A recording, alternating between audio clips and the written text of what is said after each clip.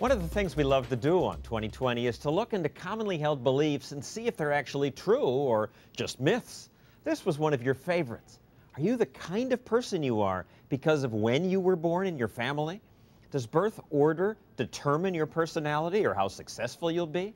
Some researchers say yes, it does. For example, some say being born first makes you more responsible.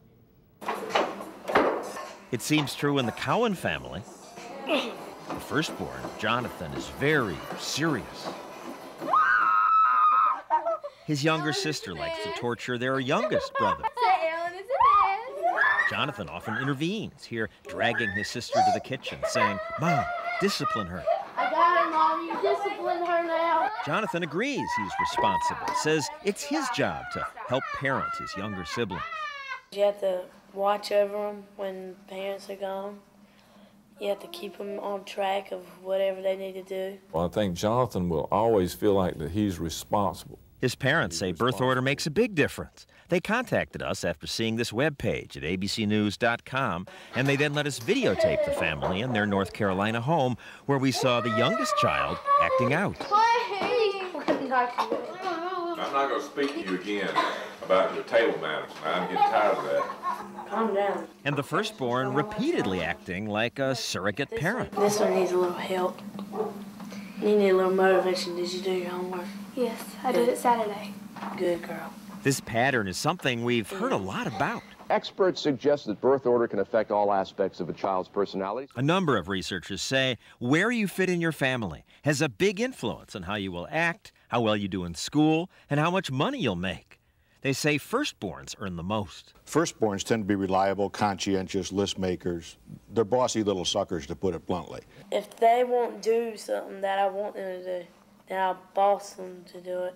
Birth order differences are as strong as gender difference? Within the family, they are about as strong as gender differences. Frank Sulloway wrote Born to Rebel, which the New York Times called a stunning achievement. The book says later-borns tend to rebel because they often can't do what their older siblings can do.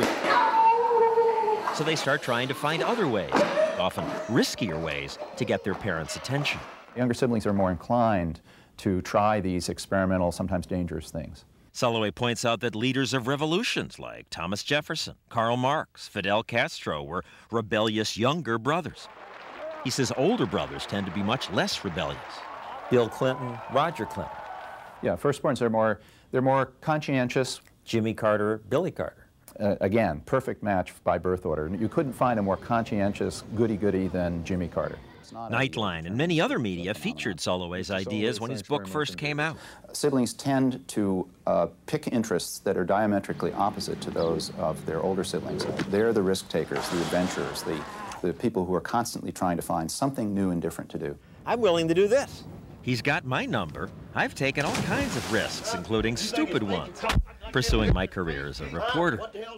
While my older brother Tom lives a much more conservative life, working as a research scientist. He even wears a bow tie like our father did. Firstborns, self-disciplined, conforming, respectful of parents. Judging by us, I would say a lot of this is true. Yeah, we could have modeled for this. I had actually wanted to be a doctor, but as Sulloway might have predicted, I chose another profession because Tom was already a successful doctor, and I didn't think I could compete. Firstborns are more likely than laterborns to become scientists. That proves it, I guess. I mean, you were always a good boy.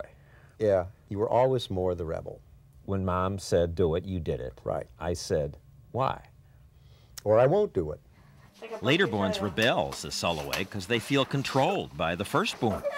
Typical firstborn strategy is to use the advantages of age, size, and power to dominate a younger sibling. When I was born, my brother says one of his first thoughts was, there was somebody I could beat up. My best friend beat me up all the time. So it was nice having someone I could turn around and beat up. Get off me. Sounds like the Cowan family. And it makes birth order theory seem impressive, unless you keep looking. They say often the firstborn gets the best grades. He gets the best grades. Laterborns are more likely to take risks, rebel. I think I do that more. I haven't seen that yet. Birth order makes about as much sense as astrology, which is almost none. Dalton Connolly wrote The Pecking Order, in which he explains that he and others examined lots of data on firstborns versus laterborns and found lots of things affect behavior. Early death of a parent, timing of economic shocks to the family, gender expectations and roles in the family, you name it, outside influences, random events. Birth order is basically at the bottom of that list. What about all these cases where birth order seems to explain it? It's just like astrology. When you see a good fit, you say, ha, he's such a Gemini. When you see a good fit, you say, ha, he's such a firstborn, aggressive control freak. But when it doesn't fit the mold, you just don't even notice it. Soloway cites all this data. Soloway's data is quite selective. He basically selects the historical cases that support his claims and ignore the ones that don't. You can twist the data any way you like. Well, the Clinton and Carter brothers fit Soloway's theory. In the Bush family, the oldest son, George W., was the rebel, the C student and prankster, while younger brother Jeb was the conscientious one. And again, contrary to what Soloway would predict, he chose to follow his big brother into politics, just like the Kennedy brothers. What about the Kennedys and the Bushes? All these Hollywood actors who follow in their older siblings' footsteps. Well, one strategy for younger siblings is, in fact, to see if you can do what an older sibling does and do it better. But this contradicts the other theory.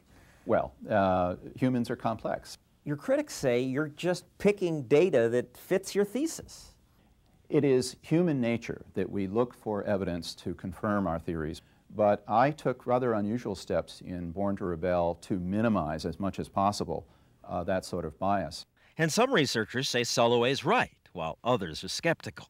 There is at least one point on which both sides agree. You are the middle child, aren't you? Middle child? Don't Middle children get the worst of the deal. Popular culture keeps telling us that. She's just looking for an excuse to bring up Marsha. Marsha, Marsha, Marsha! Yes, I'm in the middle. Well, it sounds like you have a serious case of middle child syndrome. With the birth of a third child, there is absolutely no effect in my data on the firstborn. Happy birthday. The secondborn, however, who now becomes the middle child, ends up getting less parental investment. Happy birthday, overlooked middle child. Happy birthday to me. They're 25% less likely to be sent to a private school than they were before, and they're 5 times more likely to be held back a grade. You got a raw deal being in the middle? Yeah, because he's, of course, the first to go through everything. First prom and first person to go to college and all that stuff. And he's going to be the last to go through everything. What about the middle? There's no point in it. No point? Jameson, would you want to be the middle child? And Jonathan, would you want to be a middle child? No. Why See? not? I'm telling you. Ellen's mom sensed that Ellen needed something more, and she's trying to make it up to her, partly by doing something with Ellen every week. Alone time, time where they're not being compared, at least in their own heads, to their older or to their younger siblings.